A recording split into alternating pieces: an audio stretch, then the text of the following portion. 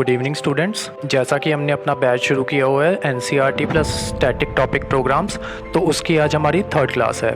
आज हम कवर करेंगे ब्रिटिश के बारे में। ब्रिटेन के जो लोग थे या British East India company India में कैसे आती है और वो कैसे खुद को इस्टेब्लिश करती है और कैसे वो जहांगीर को कन्विंस करती है। तो आइए हम अपना टॉपिक शुरू करते हैं। जो ब्रिटिश ईस्ट इंडिया कंपनी है वो इस्टेब्लिश होती है 1600 में। इसकी जो स्टोरी है वो ऐसे चलती है। 1599 में एक ब्रिटिश बिजनेसमैन इंडिया विजिट करते हैं और वो यहाँ पे आके देखते हैं कि इंडिया में ह्यूज अपॉर्चुनिटी है। यूरोप में तब तक इंडस्ट्रियल रेवोल्यूशन नहीं आई थी और उन्होंने देखा कि इंडिया में बना बनाया सामान मिल जाता है। तो उन्होंने क्या किया कि इंडिया से कुछ सामान खरीदा और ब्रिटिश जाके जब उसे बेच के देखा तो उनको समझ में आया कि इस चीज़ से उनको काफ़ी प्रॉफिट हो रहा है। तो उन्होंने क्या किया कि वहाँ के बिजनेसमैन से बातचीत की, उनको बोला कि हम रादर देन इंडिविजुअली जाके हम ऐसे करते हैं कि हम ना एक कंपनी इस्टेब्लिश करते हैं और हम सब उसके शेयर होल्डर्स बन जाते हैं और जाके अपनी क्वीन से रिक्वेस्ट करते हैं कि वो ना हमें मोनोपोली राइट्स दे दे। तो 1600 में क्या होता है कि क्वीन एलिजाबेथ जो होते हैं ब्रिटिश ईस्ट इंडिया कंपनी को एक चार्टर इशू कर देते हैं, जिस चार्टर में लिखा होता है कि इंग्लैंड से सिर्फ ईस्ट इंडिया कंपनी होगी वो ट्रेड कर सकेगी इंडिया के साथ। अब यहाँ पे मैं आपको ये बात बतानी चाहता हूँ कि ये जो मोनोपोली राइट्स थे ना, ये सिर्फ इंग्लैंड की किसी भी कंपनी के लिए थे। मतलब कि इंग्लैंड से सिर्फ British East India company India से ट्रेड करेगी, लेकिन यूरोप तो बहुत बड़ा है, यूरोप की बाकी कंपनियों की इसमें कोई मोनोपोली नहीं थी। तो ये जो आप देख रहे हैं ये उस टाइम का चार्टर था और उसको ब्रिटिश ईस्ट इंडिया कंपनी को उस टाइम पे मर्चेंट्स एडवेंचर कहा जाता था। और जो क्वीन एलिजाबेथ थी ना, उन्होंने ब्रिटिश ईस्ट इंडिया कंपनी को परमिशन दी थी सिर्फ 15 साल के लिए कि 15 साल के लिए ब्रिटिश ईस्ट इंडिया कंपनी की मोनोपोली रहेगी। उस टाइम पे क्वीन एलिजाबेथ का व्यू पॉइंट ये रहा होगा कि हम इनको 15 साल की मोनोपोली दे के देखते हैं, अगर तो कुछ प्रॉफिट हुआ तब तो इनकी मोनोपोली कंटिन्यू कर देंगे, अगर नहीं हुआ तो ये मोनोपोली बंद कर देंगे और किसी और कंपनी को दे देंगे मोनोपोली। इन बिटवीन क्या होता है कि क्वीन एलिजाबेथ की डेथ हो जाती है और 1609 में किंग जेम्स वन जो होते हैं वो इंग्लैंड के किंग बन जाते हैं। या तो किंग जेम्स स्टेक्स खरीद लेते हैं कंपनी में या फिर कंपनी उन्हें ब्राइब कर देती है, जिस वजह से वो क्या करते हैं कि वो ना कंपनी के जो मोनोपोली राइट्स है ना उनको लाइफ टाइम के लिए मोनोपोलाइज कर देते हैं। इन बिटवीन क्या होता है कि 1608 में कंपनी अपना एक ऑफिसर भेजते हैं जिनका नाम होता है कैप्टन हॉकिंस। उनको भेजते हैं जहांगीर के पास जो उस टाइम पे इंडिया के एम्परर थे। उनको इस वजह से भेजा जाता है कि वो जहांगीर से ट्रेडिंग सेंटर इस्टेब्लिश करने की परमिशन मांगे, लेकिन जहांगीर उनको साफ साफ मना कर देते हैं। अब मैं ना आपको जहांगीर के बारे में कुछ इंटरेस्टिंग बातें बताता हूँ। जहांगीर ने ना अपनी ऑटोबायोग्राफी लिखी थी जिसका नाम है तुझके जहांगीरी। उसमें ऑटोबायोग्राफी में वो लिखते हैं कि मेरे ना 2-3 शौक हैं, एक है शराब पीने का, दूसरा है पेंटिंग का और तीसरा है पैलेस बनवाने का। और इनके पैलेस आम पैलेस नहीं होते थे, एक बड़ा सा गार्डन सिलेक्ट किया जाता था और उसके बीच में पैलेस बनाया जाता था और उस पैलेस में लगता था जहांगीर का दरबार। और इनको थोड़ा सा डांस वगैरह देखने का शौक था और जो दूसरा इनका शौक था वो था पेंटिंग बनवाने का। ये सुबह तैयार व्यार होके पेंटर्स को बुलवाते, उनको कहते कि मेरी पेंटिंग बनाओ। हालांकि उस टाइम पे कैमरा वाले फ़ोन नहीं होते थे, अगर उस टाइम पे कैमरा वाले फ़ोन होते तो इंडिया का सेल्फी किंग जहांगीर ही होता। तो वो जो गार्डन बनवाए जाते थे उसमें रखी जाती थी स्पेशल परफॉर्मेंस, जैसे बियॉन्जे हो गई, एनरिक हो गए। यहाँ ये नहीं कि वहाँ पे कोई भी चंगू मंगू आके परफॉर्म कर जाए। सिंगर्स भी उस टाइम के पीक के सिंगर्स हुआ करते थे। उसके वालिद भी तानसेन को सामने बिठा के गाना सुनते थे। बैजू बावरा अकबर के दरबार में गाता था और अकबर दोनों को बिठा के compete करवाते थे कि जो जीतेगा उसको इनाम मिलेगा। तो हिस्ट्री में इस तरह का करैक्टर है जहांगीर का। अब जब कैप्टन हॉकिंस जहांगीर के रॉयल कोर्ट में आते हैं तो वो उनसे परमिशन मांगते हैं ट्रेडिंग सेंटर इस्टेब्लिश करने के लिए सूरत में। जहांगीर अपने मिनिस्टर से पूछते हैं परमिशन देनी चाहिए कि नहीं देनी चाहिए। तो उनके जो मिनिस्टर्स होते हैं वो कहते हैं कि सर देखो, हमारे ऑलरेडी पोर्चुगीज़ के साथ रिलेशंस बहुत अच्छे हैं और अगर कहीं हमने इनको परमिशन दे दी तो हमारे रिलेशंस उनके साथ ख़राब ना हो जाएं। तो इस वजह से जहांगीर उस टाइम पे कैप्टन हॉकिंस को मना कर देते हैं ट्रेडिंग सेंटर इस्टेब्लिश करने के लिए और कैप्टन हॉकिंस को वापस भेज दिया जाता है। तो यहाँ से निराश होकर ब्रिटिश ईस्ट इंडिया कंपनी चली जाती है साउथ में। अब साउथ में क्या था कि जो वहाँ के रूलर्स थे ना वो हिंदू थे और उनकी मुगल्स के साथ बनती नहीं थी। तो जब कंपनी साउथ में जाएगी ना परमिशन मांगने के लिए, अब उन्हें पता है कि ये ऑलरेडी रिफ्यूज होके आए हैं मुगल से, तो वो automatically British East India company को अपना ट्रेडिंग सेंटर इस्टेब्लिश करने की परमिशन दे देंगे। और 1611 में कंपनी का फाउंडिंग स्टोन भी वहां पे रखा जा चुका था। लेकिन होता क्या है कि in between captain Hawkins Britain जाके अपने किंग को बताते हैं कि अगर हमने इंडिया में ट्रेड करनी है तो हमें पोर्चुगीज को नेवी बैटल में हराना पड़ेगा। इस वजह से एक जानबूझ के लड़ाई लड़ी जाती है ब्रिटिश ईस्ट इंडिया कंपनी और पोर्चुगल ईस्ट इंडिया कंपनी के बीच में। गुजरात के पास एक छोटा सा आइलैंड है सवाली नाम का, उस आइलैंड के पास बैटल लड़ी जाती है जिसको कहते हैं बैटल ऑफ सवाली। उसमें ब्रिटिश ईस्ट इंडिया कंपनी अपना बेस्ट कैप्टन भेजते हैं ताकि पोर्चुगल ईस्ट इंडिया कंपनी को नेवी बैटल में हराया जा सके।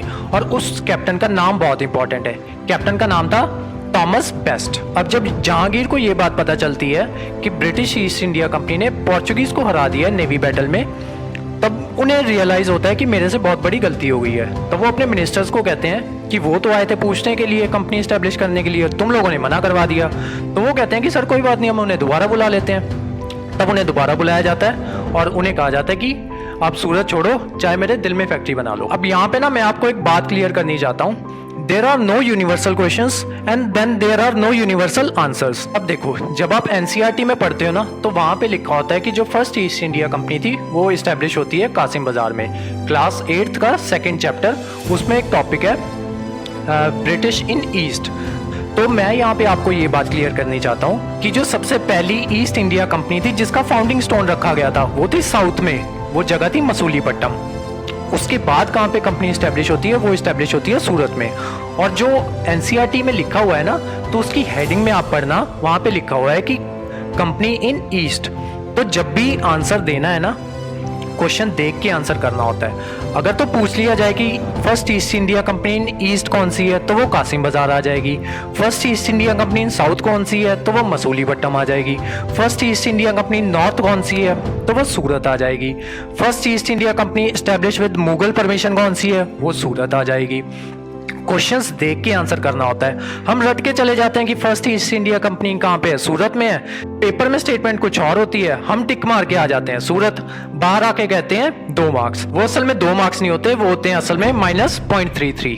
और फिर जब रिजल्ट आता है तो बाद में बच्चे कहते हैं कि बिक गई है गवर्नमेंट। 1615 में क्या होता है कि जो इंग्लैंड के किंग होते हैं ना, वो अपना एम्बेसडर भेजते हैं जिनका नाम होता है सर थॉमस रॉय। उनको भेजा जाता है इंडिया में मुगल कोर्ट में जहांगीर के पास, इस चीज़ की परमिशन लेने के लिए कि हमें बाकी जगहों पे भी फैक्ट्रीज इस्टेब्लिश करने की परमिशन दी जाए। तो जो डिफरेंट फैक्ट्रीज इस्टेब्लिश की जाती हैं ना, वो थी हमारी ये जो बॉम्बे है, यहाँ पे फैक्ट्री इस्टेब्लिश की जाती है। फिर अहमदाबाद हो गया यहाँ पे गुजरात में, फिर मसूलीपट्टम हो गया साउथ में, और ऐसे ही मद्रास हो गया, ये भी साउथ में पड़ता है। और ऐसी बहुत सी जगहें और भी थी जहाँ पे इनको परमिशन दी गई कि ये अपनी कंपनी इस्टेब्लिश कर सकें। जब इनको कंपनीज इस्टेब्लिश करने की परमिशन मिलने लगी, तब इन्होंने क्या किया कि ये फिर से रॉयल कोर्ट में जाते हैं और वहाँ जाके कहते हैं कि सर हमने कंपनीज तो आप इस्टेब्लिश करने की परमिशन दे दी, हम वहाँ पे रखते हैं अपना सामान, अब वो सामान चोरी होने का भी डर होता है, तो हमें ना उस जगह को ना थोड़ा फोर्टिफाइड करने की परमिशन दे दो। और वो परमिशन उनको मिल भी गई। अब ब्रिटेन वाले क्या करेंगे कि ये ना इंडिया में फोर्ट्स बनाने शुरू करेंगे। तो उसी में जो सिटी ऑफ मद्रास थी ना, जिसको आजकल चेन्नई कहा जाता है, तो वहां पे सेंट जॉर्ज नाम का एक फोर्ट इस्टेब्लिश किया गया, और ये इस्टेब्लिश किया था फ्रांसिस डे ने 1639 में। उसके अलावा 1690 में जॉब चारनॉक एक और फोर्ट बनाते हैं सिटी ऑफ कलकत्ता में, जिसको आजकल सिटी ऑफ कलकत्ता बोला जाता है। ये मिलके बनी है, 3 जो विलेजेस थे ना उनसे मिलके बनी है। सबसे पहला था गोविंदपुर, दूसरा था कालिकाता और तीसरा था सुतानुती। इन तीनों को मिला के सिटी ऑफ कलकत्ता जो आज की है, इन तीनों से मिला के बनी है। तो वहाँ पे फोर्ट इस्टेब्लिश किया गया, फोर्ट विलियम। तो ब्रिटेन वालों ने इंडिया में 3 फोर्ट्स बनाए थे। सबसे पहला था सेंट जॉर्ज, ये बनाया गया था चेन्नई में, ईयर था 1664। सेकेंड था सेंट डेविड, ये भी बनाया गया था चेन्नई में 1690 में। और जो थर्ड फोर्ट था वो था सेंट विलियम, ये बनाया गया था कलकत्ता में। अब इसके अलावा हमने ये डिस्कस किया था कि बॉम्बे जो था वो ब्रिटेन वालों के पास कैसे गया। बॉम्बे था वो पहले था पोर्चुगीज के पास। उनकी एक प्रिंसेस हुआ करती थी जिसका नाम था प्रिंसेस कैथरीन। उसकी शादी इंग्लैंड के प्रिंस चार्ल्स II से करवा देते हैं, और जो बॉम्बे होता है वो एज ए डाउरी गिफ्ट कर दिया जाता है चार्ल्स II को किनके द्वारा? पोर्चुगीज के द्वारा। अब 1717 में ना जो इंडिया के एम्परर होते हैं वो होते हैं फारुखसियार। इनको क्या होता है कि इनको ना एक बीमारी हो जाती है, इनको स्वेलिंग हो जाती है ग्रॉइन एरिया के पास। Groin area upper Thai area होता है, वहाँ पे उनको स्वेलिंग हो जाती है, जिसका इलाज ना उन्हें कहीं भी मिल नहीं रहा होता। तो क्या इंग्लिश क्या करते हैं, यानी कि ब्रिटेन वाले क्या करते हैं, ये अपना ना सर्जन भेजते हैं जिनका नाम था विलियम हैमिल्टन, कि जो फारुखसियार हैं उनकी सर्जरी की जाए और उनको उस बीमारी से निजात दिलाया जाए। और विलियम हैमिल्टन इसमें सक्सेसफुल भी रहते हैं। फारुखसियार इससे खुश होकर ना उनको बहुत से गिफ्ट देते हैं, जिसमें एक एलिफेंट शामिल था, काफ़ी अमाउंट में गोल्ड शामिल था, और उसके अलावा कंपनी ना इनसे दीवानी राइट्स मांग लेती है 3 प्रोविंसेस के।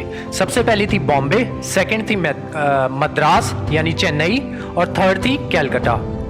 इससे क्या होता है कि जो कंपनी होगी ना, अब उसको इसके दीवानी राइट्स मिल जाएंगे। पहले कंपनी क्या करती थी, अगर इंडिया से कुछ खरीदती थी तो उसको पैसे देने पड़ते थे। अब कंपनी क्या करेगी कि यहीं से टैक्स कलेक्ट करेगी और इसी पैसे से, हमारे ही पैसे से हमारी चीज़ें खरीद के और वो इंग्लैंड में लेके जाएगी। अब यहाँ से इंडिया की पॉवर्टी शुरू होगी। तो जो आज की स्लाइड थी ना, जो आज की क्लास थी, वो यहीं तक थी।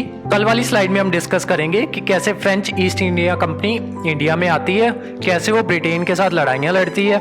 इसमें 7 ईयर्स वॉर बहुत इंपॉर्टेंट है, वो हम बहुत अच्छे से करेंगे। और आज की क्लास बस यहीं फिनिश होती है। Thank you so much. और आप हमारा टेलीग्राम चैनल ज्वाइन कर सकते हैं और हमारा यूट्यूब चैनल है उसको सब्सक्राइब कर सकते हैं। जो इसके नोट्स हैं वो आपको टेलीग्राम चैनल पे मिल जाएंगे। Bye, take care.